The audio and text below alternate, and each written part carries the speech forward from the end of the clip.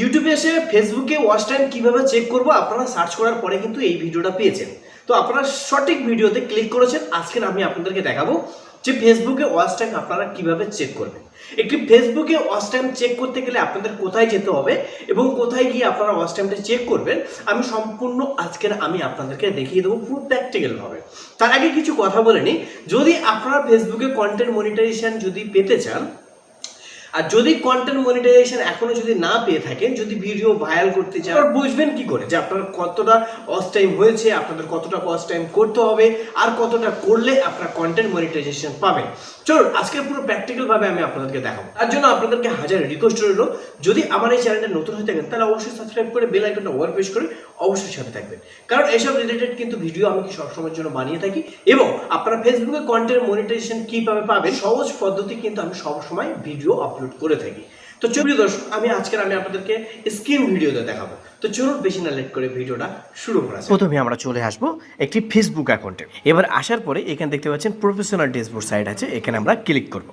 এবার এখানে যখন ক্লিক করব তখন কিন্তু আমাদের সামনে কিন্তু এখানে 5টি অপশন আছে, একটি হোম, ইনসাইট, কন্টেন্ট, এঙ্গেজমেন্ট এবং মনিটাইজেশন। আমরা মনিটাইজেশনে ক্লিক করব। এবারে মনিটাইজেশনে ক্লিক করার পরে আমাদের 4টি অপশন আছে, এখানে একটি star, subscription, content monetization, content এবং স্টার ফন্ট। ওকে, তার জন্য আমাদের কোথায় যেতে হবে ওয়াচ টাইম চেক করার জন্য? এবার ওয়াচ টাইম চেক করার জন্য আমাদেরকে সাবস্ক্রাইবার অপশানে ক্লিক করতে হবে। সাবস্ক্রাইবার অপশানে যখন ক্লিক করবেন স্ক্রল ডাউন করে আমরা দেখতে পাবো যে আমাদের 1,80,000 মিনিট আমাদের ওয়াচ টাইম করতে হবে। এখানে কথা হচ্ছে যে এটা ফেসবুক পেজ বলে 10,000 ফলোয়ার দেখাচ্ছে। আপনার যদি প্রফেশনাল ড্যাশবোর্ড সাইট খোলেন যদি একটি ফেসবুক অ্যাকাউন্ট থেকে, তাহলে ওখানে আপনাদের 1,000 ফলোয়ার দেখাবে। ওকে, তাহলে চলুন এটা কি সম্পূর্ণ করার জন্য আমাদের কি করতে হবে একটি কন্টেন্ট মনিটাইজেশন আনার জন্য। তার জন্য এখানে বলছে your profile has and latest 10,000 follower, মানে আমাদেরকে সম্পূর্ণ প্রোফাইলের মধ্যে 10,000 ফলোয়ার পূরণ করতে হবে, তারপরে এটা আমাদের পূরণ হবে। এবারে এখানে বলছি your profile has at latest 250 weekly returning viewers. যদি বলেন যে রিটার্নিং ভিউয়ার্স মানে কি, যদি রিটার্নিং ভিউয়ার্স বলা যায় তাহলে কিন্তু আগে আপনার ভিডিওটা যারা দেখতো তাদেরকে আবার ফিরিয়ে আনতে হবে যাতে আপনার ভিডিওটা তারা আবার দেখে।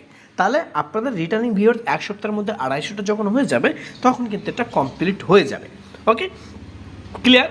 এবার বলছে your post have and latest 50,000 engagement. এই এঙ্গেজমেন্ট মানে কি বোঝায়? এঙ্গেজমেন্ট মানে জনপ্রিয়। তো জনপ্রিয়কে আমাদের কিছু তো দেওয়া উচিত, তাই না? তার জন্য আমাদেরকে ভিডিওটা ভালো করে বানাতে হবে, তারা যাতে আমাদের ভিডিওটা পছন্দ করে, লাইক করে, শেয়ার করে, কমেন্ট করে, তাদেরকে আপনাকে সুন্দর একটি এঙ্গেজমেন্ট রাখতে হবে। যদি এঙ্গেজমেন্ট যদি আপনার ভালো থাকে তাহলে আপনার সঙ্গে সঙ্গে যখন ভিডিও আপলোড করবেন, যখন লাইক করবে, কমেন্ট করবে, শেয়ার করবে, ভিডিওটা সম্পূর্ণ ওয়াচ করবে, তখন কিন্তু আপনার যে কমেন্টের সাথে এঙ্গেজমেন্ট বাড়তে থাকবে এবং রিচও বেড়ে যাবে। তাহলে আপনাকে কিন্তু এইভাবে এঙ্গেজমেন্ট বাড়াতে হবে। তাহলে সবার প্রথমে এটা মেনে নিতে হবে যে আপনাকে সুন্দর কন্টেন্ট আপলোড করতে হবে।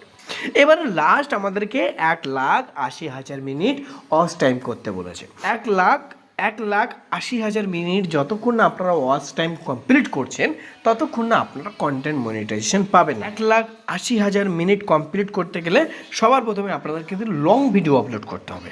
লং ভিডিও আপলোড করলে দর্শক কিন্তু আপনার ভিডিওটা ধৈর্য সহকারে দেখলে আপনি সহজে কন্টেন্ট মনিটাইজেশন পেয়ে যাবেন এবং আপনি কিন্তু ওয়াচ টাইমটাও কমপ্লিট করে ফেলবেন, কারণ ওয়াচ টাইম কমপ্লিট করার পরে তো কন্টেন্ট মনিটাইজেশন পাবেন, তাই তো?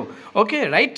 তাহলে এবার সবার প্রথমে যদি একটি কথা বলা যায়, যদি বলেন যে আমাদের সাবস্ক্রিপশন অপশানে যদি আমি ক্লিক করি তাহলে এখানে দেখতে পাচ্ছেন নিচের অপশানে আমাদের কিন্তু ওয়াচ টাইমটা শো করছে না। যদি কারো শো না করে থাকে তাহলে অবশ্যই ফেসবুকটি প্লে স্টোরে গিয়ে অবশ্যই আপডেট করে নেবেন, তাহলে কিন্তু সমস্যাটা দূর হয়ে যাবে।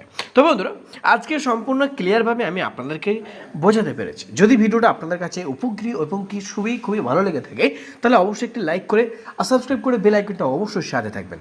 আর হ্যাঁ, আপনাদের মতামত কি অবশ্যই কমেন্ট বক্সে জানাতে ভুলবেন না। ভিডিওটা আজ এই পর্যন্ত বিদায় নিচ্ছি। তো আপনারা ভালো থাকবেন, সুস্থ থাকবেন, এই চ্যালেঞ্জের সঙ্গে থাকবেন। ধন্যবাদ।